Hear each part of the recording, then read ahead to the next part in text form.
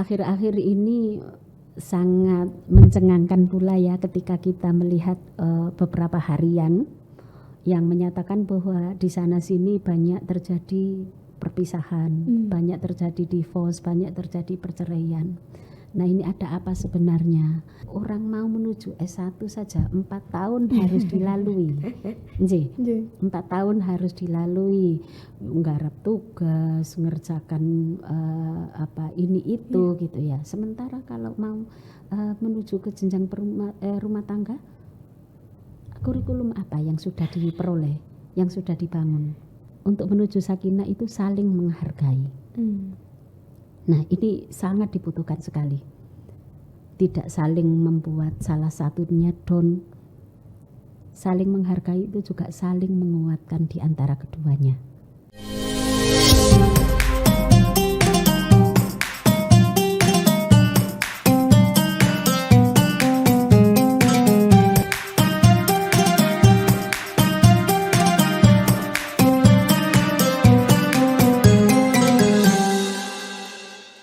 Assalamualaikum warahmatullahi wabarakatuh. Kembali lagi di podcast spesial Ramadan. Kali ini bersama saya Pipit Maulidia. Kali ini kita akan membahas tentang relasi suami istri dalam rumah tangga dengan tamu yang luar biasa spesial, yaitu Ibunda Rohimah MPhil. Beliau merupakan pengajar di Prodi Sejarah dan Peradaban Islam UIN Sunan Ampel Surabaya. Kemudian beliau juga merupakan koordinator dari Ma'had Putri UIN Sunan Ampel Surabaya. Assalamualaikum warahmatullahi wabarakatuh. Waalaikumsalam warahmatullahi wabarakatuh. Matur nuwun atas datangannya hari ini untuk membahas tentang tema yang luar biasa nih, yang mungkin dinantikan oleh para ibu rumah tangga atau yang mau berumah tangga. Saya manggilnya Bunda. Oke, Bunda Rohimah. Ini tentang suami istri dalam rumah tangga. Kalau kita di bulan Ramadan nih, kan banyak goal yang akan dicapai suami istri ya. Rumah tangga yang sakinah atau rumah tangga yang seperti apa sih di bulan Ramadan ini yang baik, yang saling mendukung dalam beribadah. Nah, seperti itu. Nah, kalau dalam bulan Ramadan sendiri nih, apalagi ini udah mau akhir-akhir, mau hari raya Idul Fitri. Bagaimana untuk pasangan suami istri ini bisa memaknai Ramadan dengan luar biasa saling mendukung dalam beribadah? Karena kita tahu kadang suaminya yang rajin atau kadang istrinya aja yang rajin gitu. Seperti apa? Terima kasih, alhamdulillah Mbak Pipit atas undangannya ya. Bismillahirrahmanirrahim. Alhamdulillahirabbil alamin wa bihi nasta'inu ala umurid dunya waddin. Wassalatu wassalamu ala asyrafil anbiya'i wal mursalin sayyidina Muhammadin wa ala alihi wa ashabihi ajma'in. Amma ba'du. Yang kami hormati para alim ulama, yang kami hormati kru dari Tribun News Harian Surya. Semoga di akhir Ramadan ini kita mendapatkan maghfirah dari Allah Subhanahu wa taala. Amin. Berbicara masalah relasi suami istri ya.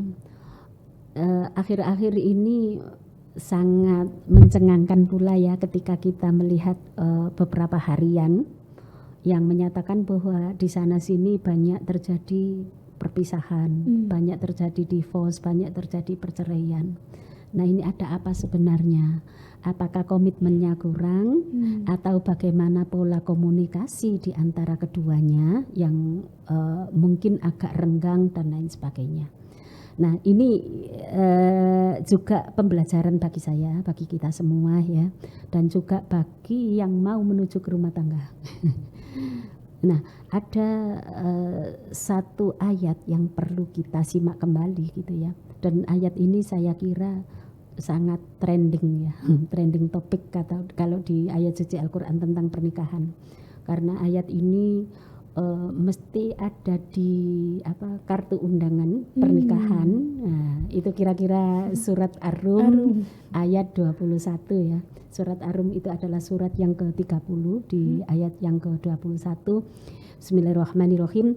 Wa min ayatihi an khalaqalakum min anfusikum azwajan litaskunu ilaiha wa ja'ala bainakum mawaddatan wa rahmah. Inna fi dzalika laayatil liqaumin yatafakkarun. Jadi wa min ayatihi, di antara tanda-tanda kebesaran Allah, an khalaqalakum, yaitu menciptakan diri kamu, min anfusikum, dari jenis yang sama. Azwaja, sebagai pasangan. Jadi semua orang itu diciptakan oleh Allah saling berpasang-pasangan. Nah, untuk apa? Litas kunu, agar merasakan ketentraman, agar merasakan kenyamanan. Ilaiha, padanya, pada perempuan itu, atas perempuan itu. Jadi untuk menuju ke suami istri, menuju ke perkawinan. Nah, ini kan tujuan yang ingin dicapai itu adalah menuju mewujudkan adanya sakinah. Litas kunu, supaya kalian itu merasa tentram, merasa nyaman. Nah, sekarang kalau terjadi rumah tangga itu ada ketidaknyamanan, nah ini berarti ada yang perlu dikomunikasikan. Karena apa? Orang menuju ke rumah tangga itu kan tidak ada sekolahnya ya Mbak ya. Jadi kalau orang menginginkan menjadi sesuatu, menjadi politikus, menjadi seorang insinyur, menjadi apoteker, menjadi pengusaha dan lain sebagainya, itu ada jurusannya masing-masing. Mau S1, ada sekolahnya. Ada sekolahnya. Mau S1, nanti langsung jenjang ke spesialisnya ke S2, mau ke S3. Nah, ini orang menuju ke rumah tangga itu kan rata-rata bondo nekat kan. Jadi gak ada persiapan. Nah, ini perlu dipersiapkan sebenarnya. Sebenarnya itu kurikulumnya panjang karena untuk mencapai sakinah. Ya opo sih dalane kan ngono. Apalagi seumur hidup. Iya, apalagi kalau bisa itu sampai sepanjang hayat ya. Lah kalau orang mau menuju S1 saja 4 tahun harus dilalui. Nggih. 4 tahun harus dilalui, nggarap tugas, ngerjakan ini itu gitu ya. Sementara kalau mau menuju ke jenjang rumah tangga, kurikulum apa yang sudah diperoleh, yang sudah dibangun ya. Jadi kalau di kita ketika mengucapkan qabiltu nikahaha wa tazwijaha bil mahril madkur, qabiltu, saya terima nikahnya. Nah, ini ya apa, menerima dengan kosongan, habis itu terus apa yang mau kita raih, apa yang mau kita capai untuk menuju sakinah itu. Nah, ini kan rata-rata masih blank. Padahal pernikahan itu kan bukan bongkar pasang gitu ya. Ketika cocok ya lanjut, ketika nggak cocok ya sudah berakhir. Kan nggak sekedar itu, bukan itu tujuannya. Tapi ya setelah menikah diharapkan nanti itu punya keturunan yang akan melanjutkan kalimah la ilaha illallah, tidak ada Tuhan selain Allah. Nah, itu yang mau dibangun. Wa ja'ala bainakum mawaddatan wa rahmah, dan menjadikan di antara kalian itu untuk mewujudkan rasa cinta dan kasih sayang. Inna fi dzalika laayatil liqaumin yatafakkarun. Dan yang demikian itu adalah merupakan tanda-tanda kebesaran Allah bagi orang yang mau berpikir. Nah, untuk menuju sakinah sebenarnya apa sih kriteria sakinah itu? Nah, adanya dari kedua pihak untuk mewujudkan rasa beragama itu tinggi. Jadi tingkat religius itu harus sama-sama mau membangun. Jadi suami misalnya kalau yang tingkat religiusnya tinggi, malam-malam misalnya, Dek, ayo sholat malam. Kalau istrinya yang bangun duluan, Mas, ayo sholat malam. Ya. Nah, yang kedua, ini rizki yang diperoleh itu halal. Jadi halalan thayyibah, halal dan baik. Kalau halal saja tidak baik, ya nggak bagus. Thayyibah saja kalau nggak halal juga kurang bagus. Jadi halalan thayyibah. Berikutnya menjaga perimbangan. Nah, kalau sesuatu yang imbang, adil itu imbang. Adil itu bukan sama tapi seimbang. Jadi seimbang dalam kebutuhan biologis, seimbang dalam kebutuhan rohani. Jadi sama-sama saling menjaga perimbangan itu. Berikutnya untuk menuju sakinah itu saling menghargai. Nah, ini sangat dibutuhkan sekali. Tidak saling membuat salah satunya down. Saling menghargai itu juga saling menguatkan di antara keduanya. Suami menghargai istrinya ketika di rumah atau ketika di luar rumah. Kalau sama-sama kepingin membuat pasangannya itu terluka, nah ini sulit untuk mewujudkan itu. Keluarga sakinah ini sulit berarti ini kalau saling menyakiti. Kalau saling menyakiti akhirnya sulit untuk mewujudkan. Karena dibutuhnya kan adanya sama-sama menyadari ya bahwa ini menghargai pasangan satu sama lain. Makanya di dalam berumah tangga itu dianjurkan adanya kafa'ah, sekufu. Jadi kafa'ah itu imbang, misalnya dalam hal pendidikan juga berimbang, dalam ekonomi juga imbang. Nah, kenapa ini perlu? Misalnya ya Mbak, dalam hal komunikasi gitu ya. Kalau suami istri misalnya, yang satunya lulusan S1, yang satunya misalnya nggak sekolah misalnya ya. Bukan berarti orang yang nggak sekolah itu tidak baik akhlaknya dan lain sebagainya, bukan berarti demikian. Tapi untuk menjaga keseimbangan dalam hal komunikasi, untuk adanya saling nyambung, supaya nyaman dan tidak ada pendiskriminasian misalnya. Untuk pengakuan misalnya, wah sampean niku gak sekolah, wis gak ngerti apa-apa, wis iki urusanku. Nah itu kan menyakiti kan gitu ya bagi salah satu pihak yang gak sekolah.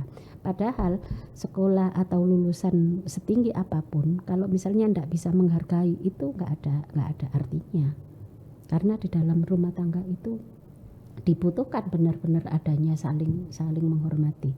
Kalau saling menyakiti, ini bukan hanya yang terluka itu bukan hanya pasangannya, tapi keluarga besarnya juga. Kalau tahu ya misalnya, ya Allah suamimu itu atau istrimu itu ya orang yang berpendidikan tinggi, tapi kok nggak bisa menghargai yang lain. Nah ini masih dalam hal pendidikan, belum lagi ekonomi. Misalnya ya kaya raya, terus wah aku kepingin mengangkat derajat ini pasanganku, saya nggak apa-apa ngambil orang yang biasa saja atau yang nggak punya. Nah ini bolehnya boleh, tapi kalau menurut saya kurang bagus. Kurang bagusnya gini, khawatirnya nanti itu ada yang kayak sekarang aja ya Mbak ya, itu kan ketika tidak sama dalam hal ekonomi atau kurang berimbang, itu kan mesti image-nya masyarakat itu kadang-kadang wah dia numpang hidup. Itu kan kata-kata yang sangat menyakitkan kan gitu ya. Padahal misalnya pasangannya juga kerja, itu dia numpang hidup ya. Kita nggak perlu mengkaca yang lebih jauh ya. Tapi itulah kenyataan di masyarakat. Jadi untuk bisa saling menghargai, ini masih misalnya sepasang suami istri, belum lagi misalnya nanti ke keluarganya, keluarganya misalnya sekedar nyambangi misalnya, oh wis aku kangen putuku, tak nang omahe misalnya ya. Nah ketika di situ kadang-kadang kan, iku loh, ono ibu sampean, ya kan, paling nanti minta inilah, minta itulah, ada ada kecurigaan.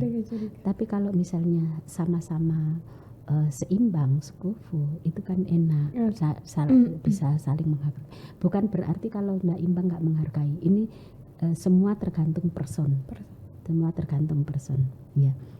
Yang berikutnya bisa saling introspeksi. Ketika terjadi masalah, misalnya sebenarnya ini ada apa ya? Kok saling misalnya di rumah tangga biasa ya, kadang-kadang ada riak-riak kecil gitu ya. itu ketika tidak ada yang membuka komunikasi, itu kan kadang-kadang saling diam-diaman gitu ya, saling diam-diaman. Ini nggak bisa dipungkiri gitu ya, saling diam-diaman, sehingga untuk membuka kembali ini dibutuhkan adanya sama-sama saling menyadari. Mungkin saya yang salah. Nah, ada kerelaan untuk minta maaf. Ya wis, maafkan ya aku, karena saya mungkin kemarin begini, sehingga mungkin melukai perasaan sampean. Nah, sama ini kalau seandainya punya kerelaan dari kedua belah pihak ini, itu ya akan merasa bahwa oh iya pasanganku wis menyadari kok kalau dia salah. Nah, itu mau arepe berlanjut kan gak mungkin kan gitu ya. Mungkin itu sih Pak Pipit. Untuk jadi menuju sakinah. ada beberapa yang tadi disebutkan Bunda Rohima tentang syarat menjadi pasangan menuju sakinah. Tapi kalau kita temukan di kehidupan masyarakat ini kan ada yang seperti ini Bunda, yang misalnya nih sudah berkeinginan atau sudah melakukan hal yang terbaik untuk pasangan, namun ternyata pada kenyataannya pasangan tidak mengerti, atau misalnya kita udah saling mengerti tapi ternyata dia nggak mencoba mengerti atau lebih egois lah. Nah, ini kalau ya udah kalau kamu egois ya udah gitu kan, akhirnya ya udah gitu. Tapi kalau sebagai istri atau sebagai suami yang dalam Islam ini seperti apa supaya rumah tangga ini tetap berjalan baik ya? Pasti kan ada rintangan-rintangan itu. Nah, yang diperlukan untuk suami atau istri yang menemukan kendala dalam menuju sakinah ini seperti apa upayanya? Kalau di Quran surat At-Tahrim itu kan ada Bismillahirrahmanirrahim, ya ayyuhalladzina amanu qu anfusakum wa ahlikum naro. Nah, sekarang pemimpinnya dulu yang harus qu anfusakum, menjaga diri dulu. Menjaga diri, menjaga keluarga, mengupayakan yang terbaik. Kan memang di awal itu kan dibutuhkan adanya komitmen ya.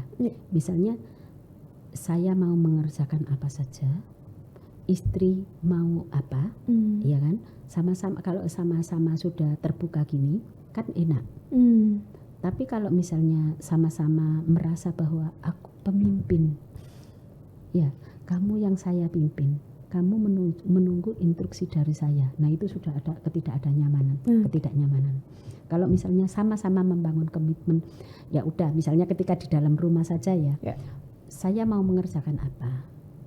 Jangan kayak iklan dulu itu. Ibu memasak di dapur, ayah melihat TV, ayah membaca koran, ya kan? Ayah membaca koran, ibu memasak di dapur. Nah, ketika sama-sama misalnya di ruang dapur, jadi rumah itu kan ada wilayah-wilayah ya, ada ruang tamu, ada ruang keluarga, ada ruang dapur. Nah, masing-masing ruang ini adalah ruang bersama. Bukan dapur itu ruang istri, ya, ruangnya ibu, terus ruang keluarga itu ruangan ayah, ruang tamu, ruangan bersama, tidak. Tapi semuanya ruang ini itu diisi bersama. Misalnya kalau sama-sama kerja ya, misalnya sama-sama kerja kan apa saja sih yang perlu dipersiapkan sebelum sama-sama berangkat kerja misalnya ya. Oh iya, ini ada kok pekerjaan, misalnya mulai dari memasak. Ada yang memasak, ada yang menyiapkan makanannya anak-anak, ada yang ini loh cuci-cuci. Kalau dikerjakan bersama, ini kan enak gitu. Jadi ada yang mengerjakan ini, ada yang mengerjakan ini, ada yang mengerjakan ini. Saya itu beberapa dosen di adab gitu ya. Itu kadang-kadang sering saya godain gitu ya, yang dosen-dosen muda gitu. Ya Allah, sayangnya istrinya ini tadi dibawain loh bekalnya saya gitu. Ini luar biasa banget. Itu saya kadang-kadang menemukan jawaban yang beragam. Ada dosen muda itu yang gini, "Neng, iki mau lu Neng aku sing masak." "Ah iya Kak." "Ya oh, suami idaman," saya gitu. "Iya Neng, jadi habis subuh itu saya belanjanya itu milih yang agak jauh dari rumah. Karena apa? Kalau yang di dekat rumah itu rata-rata kan tahu istri saya. Oh. Jadi misalnya gini, mesti ibu-ibu gini, loh Pak, istrinya kemana? Kok enggak yang belanja istrinya? Nah, saya menjaga perasaan itu Ning. Padahal istri saya jam-jam segini itu kan sudah repot sama anak. Mulai menyiapkan mereka itu supaya segera sholat dan lain sebagainya. Ya itu bisa sih saya handle, tapi saya kurang sabar. Masih lebih sabar istri saya. Makanya saya belanja. Habis itu langsung saya masak. Suami istri itu mempersiapkan anak-anak mulai bukunya mau sekolah lah inilah. Nah itu kan ya Allah luar biasa banget gitu. Jadi ada beberapa dosen itu kadang-kadang kalau sangu makanan itu saya, istrinya Rek ya Allah luar biasa banget. Iya Mbak, ini tadi saya masak, terus istri saya lagi ngerjakan ini. Ada memang sebagian yang sudah tahu jadi gitu ya, misalnya ini sangunya ketika ini. Ya memang kan ada yang memilih bekerja di rumah, ada yang memilih bekerja di luar, kan nggak sama ya. Jadi ya tergantung kesepakatan dari awal. Kalau misalnya sudah tahu bahwa istrinya misalnya kerja di luar, ya kita bagaimana cara membereskan dulu di rumah gitu ya. Jangan sampai misalnya nanti wah iki gara-gara bojone karir. Nah nggak sedikit pula kok orang yang sampai misalnya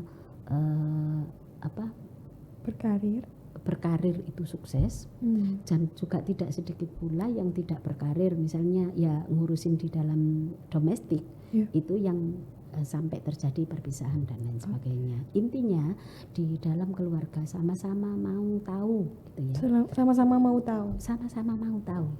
Nah, jangan sampai misalnya ketika di dalam rumah tangga pun ya Allah, kalau iya anaknya satu, kalau anaknya banyak. Nah, itu pekerjaan yang tidak ada batasannya. Mulai dari bangun tidur sampai tidur kembali. Nggih. Jadi itu kan pekerjaan yang ya Allah luar biasa banget gitu. Menguras tenaga, menguras emosi, menguras pikiran dan lain sebagainya. Bagaimana ngopeni anak yang selisih tahun, jarak tahunnya yang gak panjang ya. Saya kemarin itu di mana? Ketika di Madinah itu ada ibu-ibu itu punya anak 4 itu usia 6 tahun, usia 4 tahun setengah, usia 3 tahun dan usia 1 bulan 14 hari. Di bawah semua anaknya sholat tarawih itu. Jadi saya sampai menggagalkan 2 sholat tarawih karena saya kasihan anak ini menangis gitu ya. Anak ini menangis terus minta kepingin tidur gitu ya. Kan tarawihnya panjang ya. Jadi kebetulan di berapa itu? Ke-12 itu memang banyak ibu-ibu yang membawa anaknya. Jadi di sini ini banyak anak-anak yang rame gitu ya. Jadi saya seneng ngeliatin mereka, seneng ngeliatin para perempuan yang mungkin merindukan kebersamaan, sholat bersama, warka'u ma'aroki'in, rukuklah bersama orang-orang yang ruku banyak ya, wasjudu ma'asajidin. Mereka bisa sholat berjamaah bareng, itu kan kenikmatan luar biasa sekali ya. Ketemu dengan banyak orang yang biasanya hanya bersama anak-anaknya. Nah ini agar bisa beribadah bareng di masjid, mereka dia membawa. Saya tanya ketika selesai sholat gitu ya, ya dengan bahasa Arab yang saya bisa gitu ya, ini anaknya semua kah gitu. Beliau menjawab iya. Kesini sama suami, tidak, suami saya kebetulan kerja di Riyadh gitu. Terus kesini sama siapa? Sama bapaknya. Ayahnya gitu.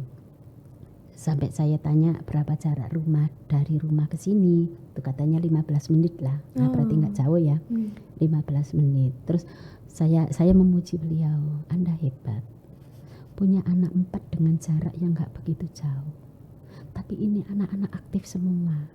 Saya nggak bisa membayangkan betapa capeknya gitu merawat itu, karena saya juga mengalami ya. Jadi mengalami anak yang tidak jauh usianya. Nah terus saya puji-puji, Anda hebat, ibu yang hebat, ibu yang sabar. Dikala kamu merawat anak seusia segini, kamu masih bisa menyempatkan ke masjid. Itu ada jawaban yang nggak saya duga. Wajada al-ilaj fi hadil mufadah. Jadi ada obat di tasku ini. Terus saya tanya, obat apa? Obat pusing. Oh. Jadi suaminya itu katanya membelikan obat diminum ketika kamu merasa pusing, merasa capek. Nah, ini ya suaminya juga luar biasa ya untuk memberikan bagaimana solusi, Iya. salah satu solusi ya. Tapi kan bukan hanya itu gitu loh ya. Jadi bukan hanya solusi obat kalau capek tidur. Nah kalau tidur anak-anaknya siapa Sama yang siapa? menghandle? Iya kan. Jadi dibutuhkan adanya kerjasama dari kedua pihak. Nah sekarang kenapa kok sampai sering terjadi perpisahan dan lain sebagainya? Kadang-kadang tidak mau tahu apa yang dialami oleh pasangannya di rumah. Misalnya, ya ini loh aku capek, tadi sudah sama anak-anak, terus ini masih belum cucian, masih menggunung, setrikaan masih belum, ini ya udah istirahat. Itu apakah solusi? Enggak. Untung masih mau mendengarkan kan gitu ya. Iya, Untung iya, masih mau mendengarkan. mendengarkan. Kadang-kadang kan udah datang, udah sibuk dengan gadgetnya. Ya. Lah ini terus mau curhat kepada siapa? Istrinya. Hal-hal yang dialami di dalam rumah. Bagaimana tadi dengan anak-anaknya? Iya kalau misalnya pas dalam keadaan sehat semua. Bagaimana kalau sakit? Kalau sakit ini sekedar misalnya, Bu tolong ya ini anak-anak nanti kalau sakit ini obatnya, ini makanannya, ini yang harus disiapkan. Adanya kerjasama itu, aduh istri itu sudah merasa tenang banget. Gitu ya. Tapi kalau sudah datang saja sudah dengan gadgetnya, tidak mau apa yang dialami tadi di dalam rumah bersama anak-anak, tidak mau tahu. Nah ini sulit untuk mewujudkan sakinah itu. Dibutuhkan adanya kesadaran saling bahwa ini anak kita berdua kok. Bukan hanya berdua ketika membuat, tapi bagaimana untuk merawat kedua anak ini. Itu kalau itu sulit kalau tidak ada kerjasama, tidak ada saling kerelaan bahwa ini adalah wilayah kita bersama. Nah sulit untuk mewujudkan itu. Akhirnya jangan sampai misalnya ya udah aku mengalah. Itu kan akhirnya ada yang merasa tidak nyaman ya. Jadi untuk pemirsa semuanya, untuk saya dan keluarga saya juga ini adalah pembelajaran. Dibutuhkan adanya kerelaan untuk mewujudkan ini, bahwa ini wilayah kita bersama. Jadi wilayah, kalau dulu istilahnya dapur, kasur, sumur, ya ini wilayah bersama. Jangan sampai wilayah dapur, sumur, kasur ini wilayahnya perempuan, tapi wilayah bersama. Saya setuju dengan Profesor Ali Aziz ya. Kalau menurut beliau gini, tiap hari perempuan itu kan mengerjakan, membereskan rumah ya. Misalnya suami ditantang untuk memberesin kasur aja lah, bangun tidur, ya wis ditoto kasure atau spray dan lain sebagainya. Pernahkah melihat itu gitu?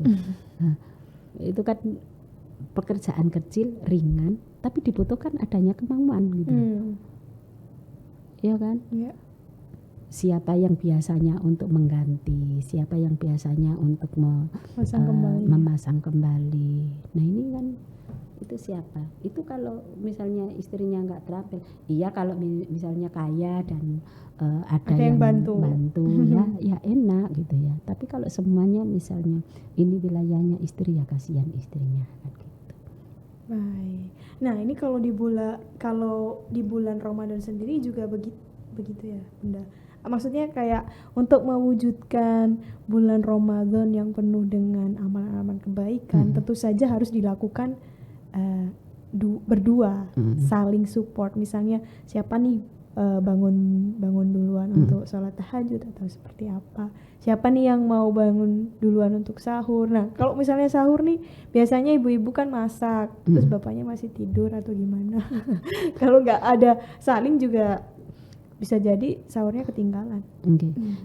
Ya itu tadi Mbak, kembali lagi ya, dibutuhkan adanya kerjasama ya. Kalau misalnya suami yang bangun duluan ya sebenarnya masak itu kan nggak ada salahnya untuk mulai masak. Iya. Laki-laki nggak salah kok, nggak haram, nggak dosa untuk pergi ke dapur untuk menyiapkan. Itu pekerjaan hal yang baik. Ya itu tadi dibutuhkan adanya kerelaan. Dan saling ingin tahu. Maksudnya kayak gini, misalnya makan sahur apa, biasanya kan untuk laki-laki ini jarang, mungkin ada, tapi mungkin ada juga yang nggak mau peduli, makan sahur terserah nanti istri mau masak apa gitu kan. Iya, ya apa ya, memang di budaya di masing-masing keluarga itu kan nggak sama ya Mbak ya. Betul. Ibu yang punya anak perempuan, punya anak laki, cara pendidiknya kadang-kadang berbeda. Ada yang seorang ibu punya anak laki-laki 5 misalnya, atau laki-laki 4. Ini otomatis anak ini dipersiapkan juga untuk juga turut di dapur. Saya pernah punya teman itu, malah tahu bumbu-bumbu dari setiap masakan. Saya pernah itu lupa memasak apa ya, kare atau apa saya lupa. Itu saya telepon, Bang, kare itu bumbunya ini ya. Oh Mbak, ditambahi ini. Hafal dia. Terus saya tanya, loh Bang, kok jenengan bisa? Iya, kan saya dulu itu mesti diminta oleh ibu saya untuk bisa. Nah ada juga yang kadang-kadang ibu-ibu itu kan misalnya ketika anaknya ikut nimbrung gitu, merasa bahwa wah wis kok ganggu ngerepoti yai samin kesana. Nah ini akhirnya membuat anak itu nggak mau peduli akhirnya. Tapi kalau misalnya dari awal sudah dipersiapkan, ayo nak ikut ya, bantu dong, ayo sama-sama mengerjakan ini. Nah itu akhirnya nanti itu dia juga belajar untuk ini. Dan itu akhirnya keterusan loh Mbak, ketika ada tamu misalnya ya, tamunya istrinya misalnya. Nah ini kalau misalnya tamu sudah datang jauh-jauh kok ditinggal asik di dapur. Nah ini kalau misalnya pasangannya itu ngerti bahwa dek, kamu hanya punya kesempatan sebentar, saya persiapkan apa saja yang perlu dipersiapkan di dapur. Sampean coba, wong waktunya cuma sedikit sama temenmu. Nah itu kan sama-sama enak. Begitu juga ketika tamunya suami, istrinya, oh ya mas, sampean sama tamunya, saya persiapkan apa yang perlu dipersiapkan. Gitu. Nah ini yang untuk mewujudkan mangkoma Ramadhana imanan waktu saban ghufirullahu ma taqaddama min dambi. Nah, qoma Ramadan. Jadi qoma Ramadan itu bukan hanya qiyamul lail, bukan hanya sholat malam, bukan hanya sholat tarawih, tapi mewujudkan ini tadi semua itu termasuk qoma Ramadan. Menegakkan. Ya. Jadi koma itu bukan berdiri untuk sholat tarawih saja gitu. Itu iya, tapi hal-hal kebaikan untuk mewujudkan tegaknya di bulan Ramadan, untuk mewujudkan muttaqin di bulan Ramadan, ini tadi semua ada keterkaitan. Jadi ada nilai-nilai nuansa ibadah di dalam rumah tangga. Okay. Jadi man amila sholihan min dzakarin aw untha fahuwa mu'min falanuhyiyannahu hayatan thayyibah. Jadi barang siapa yang berbuat baik, man amila sholihan min dzakarin, dari laki-laki wa unta, dan seorang perempuan fahuwa mu'min, dan dia itu dalam keadaan itu falanuhyiyannahu hayatan thayyibah, maka dia akan memperoleh sesuatu yang baik. Jadi kebaikan-kebaikan ini itu bisa saja diwujudkan oleh laki-laki, bisa saja diwujudkan oleh perempuan. Jadi bukan terkategorisasi pekerjaan ini wilayahnya perempuan, pekerjaan ini wilayahnya laki-laki, tidak. Tapi semuanya bisa berkontribusi untuk mewujudkan itu. Menyiapkan sahur bisa dilakukan oleh suami, bisa dilakukan oleh anak laki-laki, bisa dilakukan oleh anak perempuan. Saling mensupport. Misalnya kalau suaminya yang menyiapkan, misalnya istrinya bilang, terima kasih ya mas, terima kasih ya pak, semoga Allah membalas jeripayah sampean, membalas kebaikan ini. Jadi jazakallah itu perlu, semoga Allah membalas kebaikan anda. Begitu pula ketika istrinya yang menyiapkan, suami itu jangan bilang terima kasih aja, nggak cukup, harus ada doanya nih. Ya paling nggak ketika misalnya ini mas sudah siap semua, ayo kita makan bareng-bareng berdoa. Ya Allah, sampean udah rela untuk menyiapkan ini semua, semoga Allah membalas kebaikanmu di akhirat ya. Itu kan ayem, ya kan? Ya. merasa tenang, senang gitu ya. Jazakillah deh gitu ya. Jazakillah ya Allah. Sampean sudah rela. Mestinya ini kamu kepingin ngantuk-ngantuk, kepingin tidur, kepingin tiduran, kepingin rebahan. Tapi kamu rela untuk menyediakan kami sahur. Iku separuh dari capek itu hilang. Belum lagi hilang penuh kalau misalnya ditambah merah-merah. Merah-merah. Ya paling enggak kan itu sudah Mbak, meredakan dari kecapean ya. Ketika harus menyiapkan lari ke sana kemari, belum lagi ini jamnya mepet, anak-anak belum bangun misalnya ya. Nah itu kan sudah separuh dari obat. Iya. Bunda, penjelasannya tadi luar biasa menggugah ya. Otomatis ini juga pembelajaran bagi teman-teman yang mau menikah atau juga teman-teman yang sudah menikah, bahkan tadi banyak sekali yang bisa kita ambil. Yang perlu digarisbawahi untuk teman-teman yang belum menikah ya harus benar-benar mencari pasangan yang sesuai disebutkan Bunda Rohimah tadi ya. Salah satunya sekufu, terus yang mau sama-sama mau atau komunikasinya dapat lah, sama-sama mau diajak komunikasi ya dalam hal-hal tersulit. Nah kemudian karena waktu kita terbatas, Bunda, ngapunten, mungkin ada penutup untuk keluarga-keluarga yang menyaksikan nih di rumah. Ada pesan yang mungkin disampaikan Bunda, mungkin pembelajaran dari firman Allah atau dari hadis Nabi? Iya. Terima kasih Mbak Pipit. Ini adalah pembelajaran bagi kita semua ya. Saya sendiri di keluarga juga masih belajar menjadi istri yang baik, belajar menjadi ibu yang baik bagi anak-anak kan gitu ya.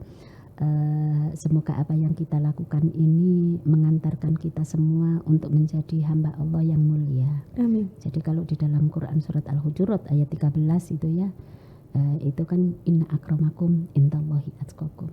Sesungguhnya yang paling mulia di sisi Allah itu adalah yang atqakum, yang paling bertakwa.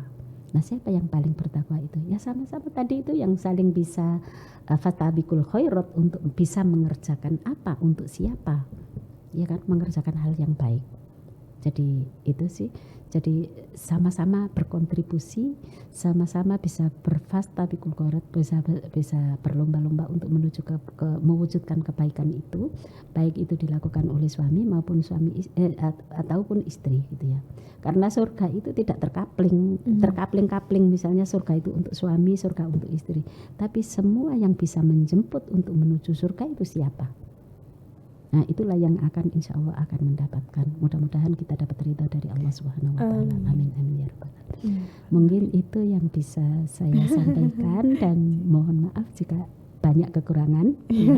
Saya akhiri sekian. Wabillahi taufik wal hidayah. Wassalamualaikum warahmatullahi wabarakatuh. Waalaikumsalam. Terima kasih Bunda Rohimah telah menyampaikan apa yang sudah menjadi kebutuhan kita sepertinya, karena luar biasa ya berhidup berumah tangga yang memang nggak ada sekolahnya, nggak ada tempat yang apalagi nih seumur hidup kita lakukan.